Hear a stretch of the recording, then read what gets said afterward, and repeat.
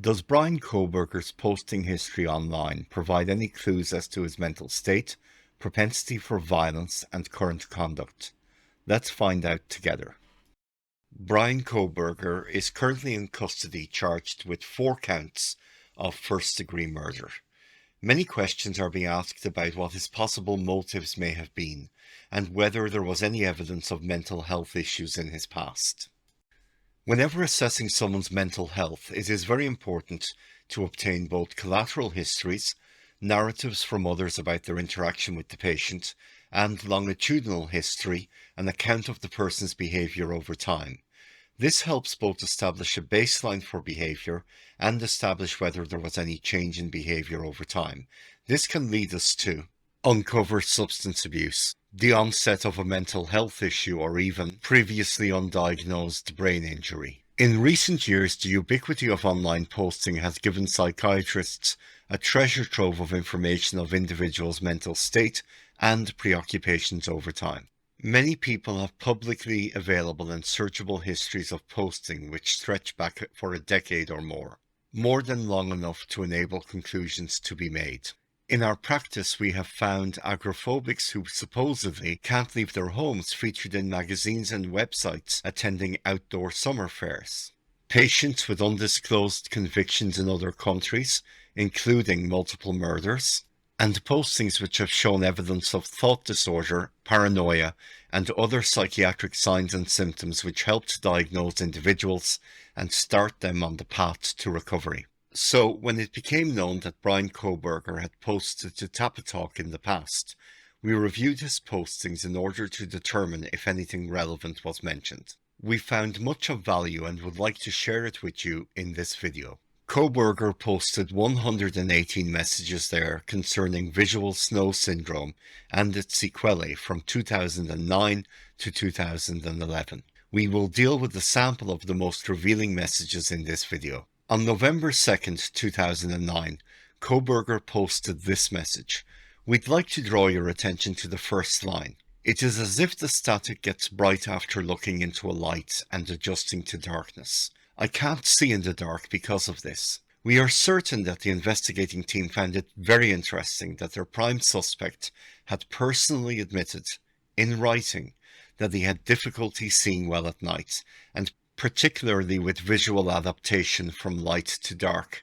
This could go a long way to explaining why the perpetrator apparently didn't notice DM on the evenings of the killings. In any investigation, you don't get much better than a suspect, in writing, personally providing you with information which helps make the case against them. Have a quick look at the rest of the post. See what strikes you about it. Pause the video if necessary. And now, the final part of the post. Anything?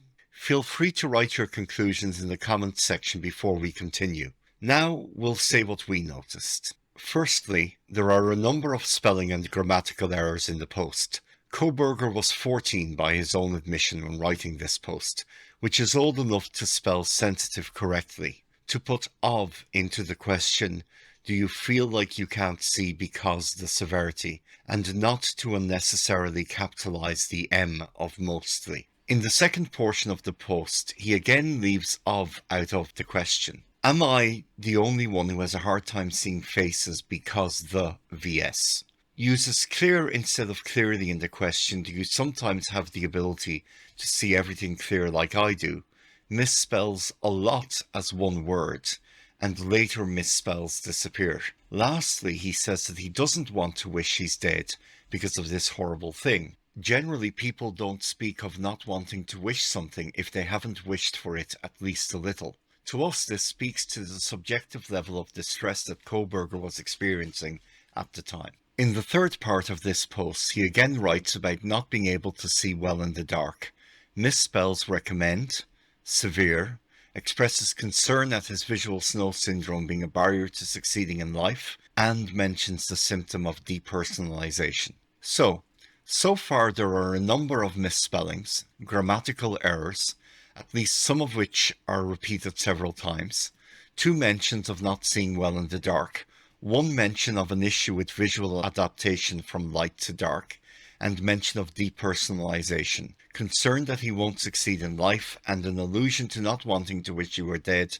because of VSS, which makes us think that this thought has crossed his mind previously. That's quite a lot of information from one post. We wonder if the misspellings and grammatical errors are reflective of just being 14 and lax about these things, a disorder such as dyslexia, or poor educational level at that age. Let's see what the other 117 yields. On September 23, 2010, Kohberger posted about his distress at the perceived decline in the quality of his memory, a feeling that his life is pointless, and a buzzing in his ear which may have been tinnitus. He dates the onset of his visual snow to 21st September 2009 and states that ever since he has been depressed.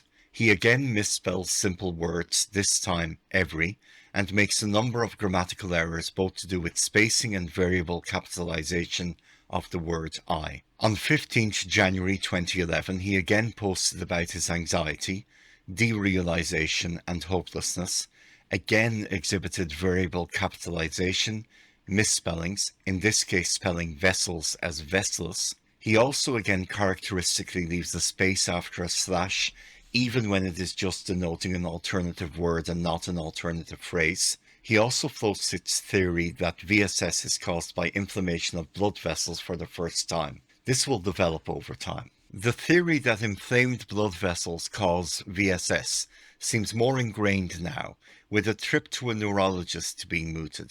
Additionally, we have further examples of variable capitalization of I and the space being left after slashes.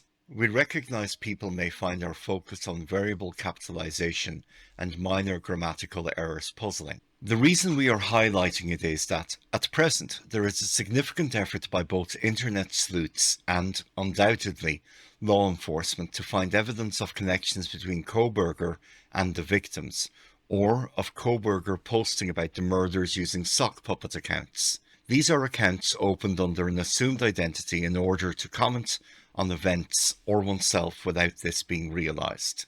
It would be no surprise to find that the perpetrator couldn't help themselves from commenting and speculating about the murders online. In much the same way that Ted Kaczynski was in part identified as the Unabomber by uniquenesses in his writing style, knowing Kohberger's writing style will prove essential in identifying such accounts. This is known as forensic linguistics, and if there's interest shown in the comments section, we could prepare a video on its utility in criminal investigations. It is definitely an area which is becoming more and more important as more communication moves online and more criminals are improving operational security around their communication methodologies. By this stage, it won't surprise you that in this post from 19th January 2011, the Kohberger triad of variable capitalization, spelling mistakes, in this case inflammation being misspelled, and grammatical errors continues. He also speaks of confidence about detecting inflamed arteries and veins and having a condition which mimicked optic neuritis, a condition caused by inflammation of the optic nerve and resulting in pain and blurring and even loss of vision. By 22nd April 2011, Kohberger was being even more emphatic in his belief that inflammation caused VSS. Now, though, he had a reason for the inflammation: toxins. He also claims to have had everything tested. I find this difficult to believe given the costs involved in chasing down every differential. On the other hand, if he is telling the truth, then this would be very useful, as one differential would have been a conversion disorder, and this would have necessitated psychiatric assessment, providing a psychiatric baseline. The odds are that his everything is just teenage hyperbole though, unfortunately. Disconnection, difficulties with reading, and a strong sense of himself as a smart person whose intelligence hasn't been affected at all, but who admits his spelling has been impacted. As Kohberger continues down the VSS rabbit hole, he moves into self-diagnosis, distrust of medical professionals, and self-prescribed treatment via a detox diet. Again, he speaks of having all the tests done. My neurotransmitters are fine. Again, this is highly unlikely to be true, as direct measurement of neurotransmitter levels in the brain is highly invasive and expensive, and indirect measures are less than reliable.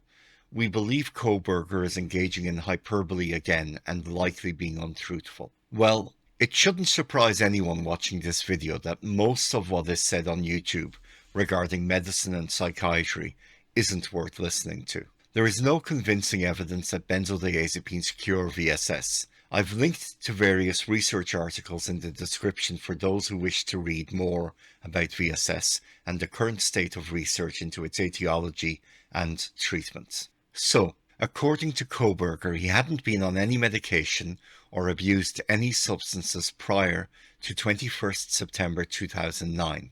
We can't believe everything a person says, but it is at least a useful piece of data. Kohberger's propensity to combine words together continues. One day instead of one day, a while instead of a while, as well as his distant relationship with appropriate capitalization. Again, he mentions his detox theory. Topiramate is a medication which is frequently used to treat epilepsy or migraines. It may also be used to treat psychiatric issues such as bipolar affective disorder and borderline personality disorder. Given Kohberger's self-stated history of migraines, it is likely that topiramate was prescribed for this reason. Here he explains that he believes VSS makes him smarter, despite his previous posts about memory problems, spelling problems, derealization, and other mental health issues. Well, no one can fault his ego, that's for sure. His casual relationship with grammar continues. Again with the ego, he and two others wouldn't fall for scams, unlike everyone else. In our experience, having the belief that you're too smart to fall for a scam is one of the main risk factors for falling for a scam. Now we get into the really interesting parts of his posts. Kohberger reports derealization, although he calls it depersonalization, depression, constant thoughts of suicide, crazy thoughts, delusions of grandeur, anxiety, poor self-image, poor social skills, no emotion, and little remorse. He states that everyone hates me. Pretty much, I'm an asshole. One of the truisms in life is that when people tell or show you who they are, you should believe them. Any patient or suspect who tells us they can act with little to no remorse immediately worries us. The average person simply doesn't normally say that. Kohberger certainly likes labeling himself, but, as is so often the case, he does so incorrectly. For example, he describes symptoms of derealization, but labels it depersonalization. Also, nothing else he has said made it seem like he was psychotic, yet he states he has delusions of grandeur. Again, this is probably just youthful hyperbole, but it does speak to his lack of reliability as a source of information. Palinopsia is the persistence of an image after the item causing it is removed from vision. It can be either illusionary or hallucinatory and can be caused by migraines or a myriad of significant medical issues such as brain tumors, seizures, arteriovenous malformations, brain infarcts or hemorrhages, aneurysms, head injuries, substances of abuse, cerebral abscesses, and cerebral cysts. Anyone presenting with hallucinatory palinopsia should have an MRI brain, and a diagnosis of schizophrenia or epilepsy should be considered and outruled. Kohberger references topiramate again and admits to violence directed against objects. This is important as violence against objects can be a precursor to violence against individuals.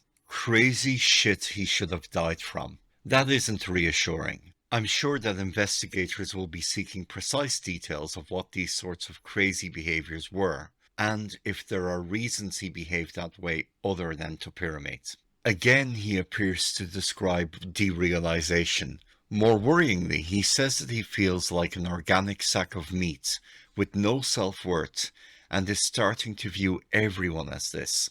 This is a worrying statement because viewing others as worthless sacks of meat lowers the barriers to behaving violently towards these others. Some other phrases particularly struck us. Let's run through them now. As I hug my family, I look into their faces, I see nothing. Am I here or am I fake? Now I look in the mirror and I see this sickly, tired, useless and stupid man in the mirror. He is a complete disgrace. He doesn't even deserve to live. When I was 15, I would wander alone at 2 a.m. I used to be this healthy blonde-haired boy with blue eyes, and in a few years I have darker hair and darker eyes, half the body weight. The pain and depression won't leave. I fall asleep, but I wake up quickly to bloody screams. These paint a picture of a boy dealing with many existential issues, his self-image, and who is deeply troubled, perhaps even diagnosable, with a psychiatric illness, but who doesn't appear to be getting the help he clearly needs. We also wish to point out that he talks about wandering alone at 2 a.m. Neighbours have commented on Kohberger being awake at night. This seems to have been a long-standing pattern of behaviour for him. He closes with two quite pitiful statements. I search for someone to relate to me. Everyone looks down upon me. No one can relate. And nothing I do is enjoyable. I am blank. I have no opinion. I have no emotion. I have nothing. Can you relate? He uses the word relate on 3 occasions here. It is clear he is looking for a connection with another human being, but doesn't appear to be able to make such a connection. So, when all is said and done, what are our conclusions? Firstly, Kohberger's veganism appears much more likely to have been a manifestation of his detox diet than any sublimated cannibalistic urges. Secondly, Kohberger complained of poor self-image, but appears to have quite a good opinion of himself. One might almost say an arrogant opinion. Thirdly, in terms of forensic linguistics, Kohberger exhibits a characteristic pattern of misspellings, conjoining of words, variable capitalization, and grammatical errors around the use of commas and slashes. Police would want more recent examples of his writing, as his writing style may have changed since his teenage years. Fourthly, both Papa Rogers on Facebook and Inside Looking on Reddit, both of whom have been accused of being Kohberger, don't exhibit the same linguistic oddities as teenage Kohberger. This doesn't rule these out as sock puppet accounts though, as his writing style may have changed over the last 10 years. In fact, it would be strange if it hadn't changed from 15 to 28 years of age. Fifthly, he likes labelling himself with various symptoms, but has mislabeled himself on a number of occasions, so we need to treat any self-diagnosis or labelling as being quite unreliable. Sixthly, he has spoken about a lack of empathy, feelings of detachment, behaving poorly towards family, and violence towards objects. All of these are concerning issues in a teenager and could be indicative of disorders linked to adult criminal behaviour. Overall, there's enough here to warrant a full psychiatric and psychological assessment to determine if Kohberger ever did or currently does suffer from any mental health issue.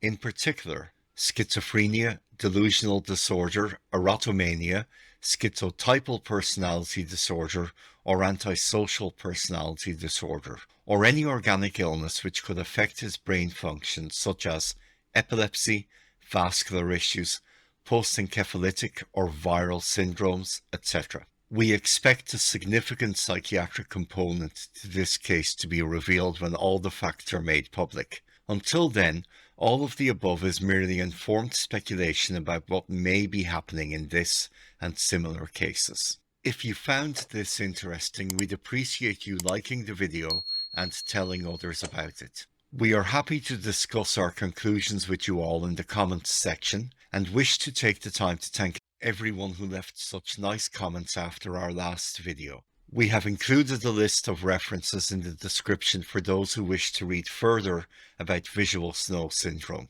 We will release another video on the Kohberger case next week, in which we examine the recently released search warrant and its implications for the case. The week after that, we will release the first in a series of videos analysing the psychopathology on view in Ed Kemper's prison interviews. Lastly, if you'd like to be notified when we release these and future videos, please subscribe. As ever, take care and stay safe.